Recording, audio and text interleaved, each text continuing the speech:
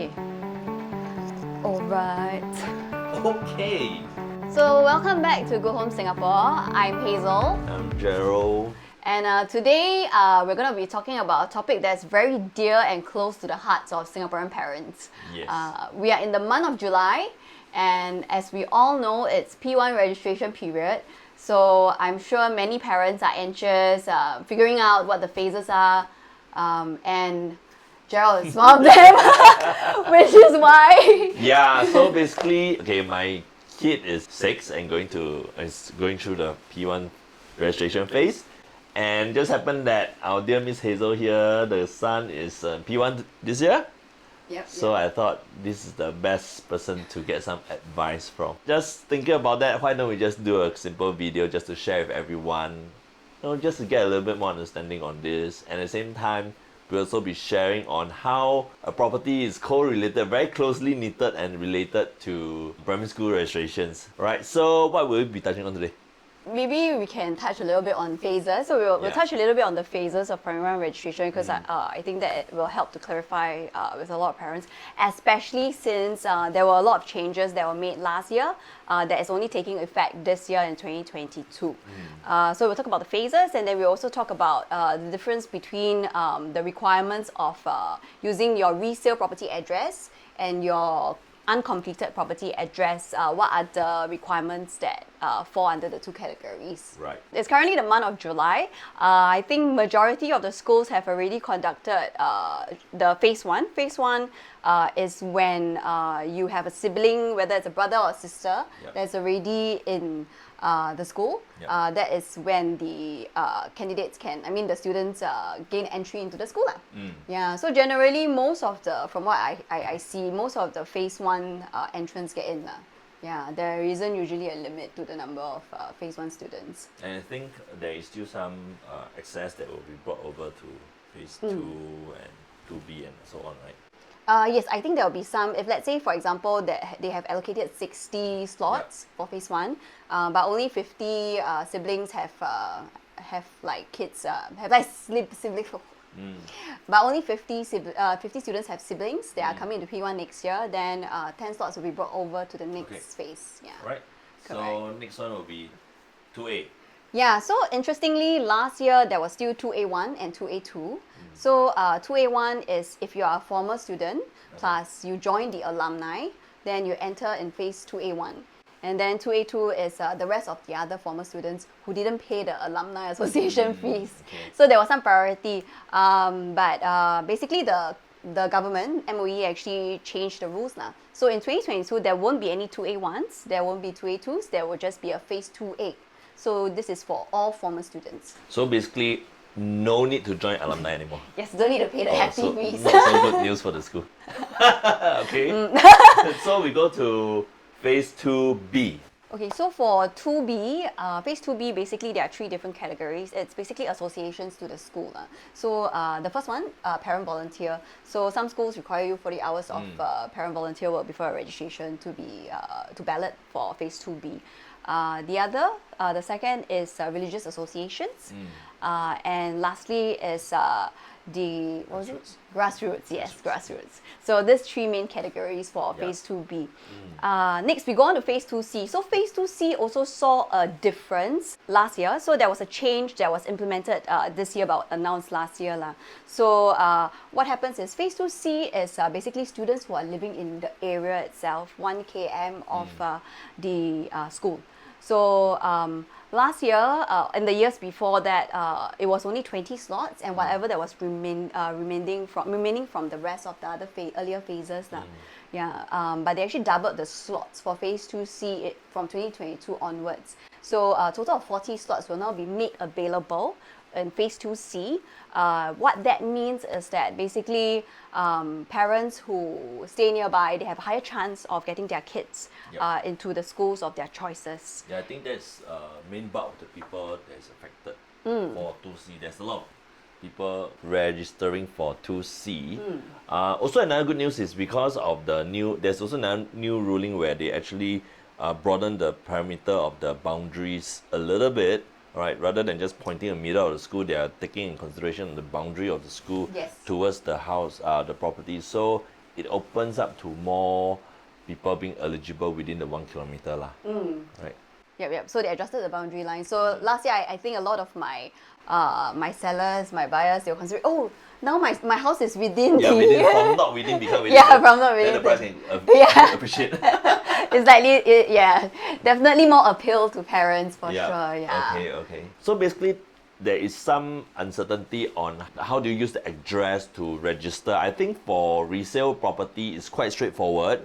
The moment you register, you just need to show your IC with the address. Correct? So I think there is no, that's pretty straightforward. So the question comes when people are looking to buy building under construction, right? So, maybe I stop you there first. I think I have a lot of friends who first child going to primary one, and since I'm an agent, they always ask me this question. So you do not have to buy a house like when your child is 3 years old in order to qualify for it. You just need to be staying in the house. I mean, for resale properties, you only need to be staying in the house at the point of registration and be staying for 30 months from the day that your child enters primary one. So means you can only shift away when he is like primary 3, middle of the year. Yeah. So of course, a lot of them, some of them, their kids are only 1 year old, and they ask me, "Hey, do I have to start buying house already?" I mean, it's a bit early. I mean, yes. But okay, that applies to renting and buying, owning lah, basically, right? Okay, so now we talk about the next one would be considering to buy a property for that's under construction, whether is it eligible or not.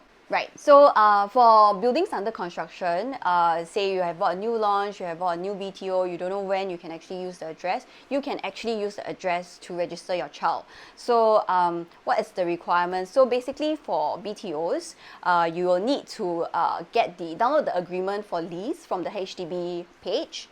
And for new launch condos, you will need to get a copy of the sales and purchase agreement to share with the school. I mean, to share with MOE when you register. Thereafter, you will be asked to sign a letter of undertaking to make sure that you are going to move into that property. So the requirement is that basically there is always a TOP, which is a vacant possession date. So your vacant possession date needs to be 2 years from the day that your child enters the school. So for example, let's say this year you're using a BUC or building under construction project. So your child will enter P1 in 2023. Your TOP date or your vacant possession date can only be at the end, must latest be December 2024. So that would be within 24 months lah. Correct, 24 months. Yeah, so that's the main requirement. And then there's also another requirement which is the same for resale properties. Meaning to say that, for example, you take your keys you register for your child successfully, your child goes in next year, 2023, you get your keys at the end of 2024. At the end of 2024, you will still need to fulfill the 30 months requirement. You need to stay in the property for 30 months. So you probably, by the time you can actually sell the house, you will be primary 5 mid of the year, which is 2025, 2026, 2027 mid of the year, then you can sell. So these two requirements lah, basically. And if you have you want more clarity on this, I think it's also very good to go and check out the MOE website. They have a very clear website. Actually, you can call them also. I tried calling, and the staff is very friendly. They'll really answer questions with a lot of clarity. But maybe at this time, if you call now, I think quite busy lah. During this so actually we wanted to share with you. So like there are a lot of new launches. There's one that's coming up actually this year. 9th of July, it will be previewing. It's by UOL, Singland, as well as King Leong. This project is called Amor Residence. It's located in Ang Mo Kio Avenue 1. The road that actually leads into it is Ang Mo Kio Rise. This project is actually nicely located, whereby it is located 1 km of 2 popular schools. So regardless your child is a boy or a girl, you have a school of choice for them. So these 2 schools are Aitong Primary School, as well as CHIJ St. Nicholas. So these are 2 very popular schools within the Ang Mo Kio area. So take with reference again from where you left out talking about 2 years. From what I understand, Amor Residence is the vacant possession date will be December 2026. Yes, that's right. It's So December if you are keen on getting your child into this school, to be eligible to register your child, Basically, your child has to be born in the year 2018, 2018. or after. So that by the time it comes to 2024 for registration. Yeah, registration. Yeah, then he enters the school at 2025, and correct. 2026. I mean, of course, the schools is one thing. Another thing is very connected. It's only 5 minutes walk away from Mayflower MRT, and Mayflower is on the Thomson East Coast line, and it's very connected. There are 6 stops away you have Orchard, and then you have a few stops away you basically MBS. on the entire Thomson East Coast line, right? You have interchanges to every single line, so you are a short throw away from almost everywhere, yeah. And then if let's say you want to go to Ang Mo Kio Central, it's only 2 bus stops away. And besides that, of course, because it's located in a very nice location whereby it's right beside the park. Alright. Yeah, so you actually have 2 parks flanking Amor residents. You have the Bishan Ang Mo Kio Park, and then you also have the Lower Pierce Reservoir over here. Okay. Yeah, so of course, if you choose the right unit, then you have like super nice view lah. So that's one. There are a total of 372 units, of 2-bedders all the way to 5-bedders and penthouses. So why only 2-bedders? Why from 2-bedders? Is because actually the developers feel that this project is very family focused. It's actually designed for the family, with the parks, with the greenery, with it being in a mature estate with the schools, which is why their smallest unit is actually a 2-bedroom unit.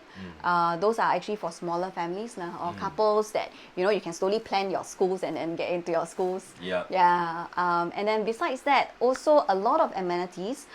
Shopping malls is one. Shopping malls, actually Ang Mo Kio, right, there's 3 shopping malls.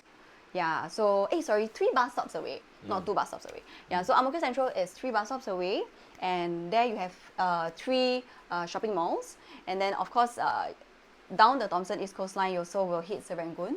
And that is, you have your next, and then you further down, a few bus stops away, you also have Junction 8, which is in Bishan. So within that 2 km radius, you actually have almost 5 shopping malls. So that's malls. And then if you are like me, which is more of like a I was gonna say marketing, Yeah. No, because sometimes you don't want to go to your supermarket because there's fresh food from the market, right? Like you want to go for your morning market walks. Wet markets. Yeah, wet markets, yes. So there are actually 2 wet markets that are very close to Amor residents, which is your Kaban Baru as well as your Mayflower market. Yeah, and then they also have a food center in those 2 markets. Yeah, and then of course it's also very near to Thomson. I'm sure you're very familiar with the area as well, right? No, not really. Not very. Yeah, a little bit. Okay. It's very nice. You should, in the mornings, if you have time, you should really head to Lower Pierce Reservoir. Bring your family there because it's actually one of the more underrated parks in Singapore that people don't know about. Because usually people go to Bishan Park, or they go to MacRitchie. But Lower Pierce is often neglected, but it's really very nice. So just to come back to the preview date that is starting from the 9th, maybe we take this time to just briefly tell you what is preview all about. So basically preview, it starts on a Saturday, and it runs for 2 weekends, all right, and then it cuts off on the following Wednesday. So all in, it take about 10 days for the preview. So during which this period, the developers will ask for interest, to put in for ballot, because as we would expect, there will be a lot of interest in just that few hundred units. So it's definitely going to be oversubscribed. So in order to give everyone a fair chance, it will be going through a balloting. Interested parties will just need to put in their particulars and maybe also to fill in a check to be eligible for the balloting, and of which you'll be selected through the ballots lah. And then from what I understand, it was, the last launch was Parama, which is about 8 years ago. Correct. Then so it has been very long time, and I would say the demand will be very strong. So if you are keen, feel free to drop us a text and we can register an appointment for you. So with that, all the best to all the parents who are watching. Good luck to your child on getting a place for their preferred schools. Alright, and also to mine as well. Okay, we hope you enjoyed this video. I'm Hazel and he's Gerald. We'll see you soon.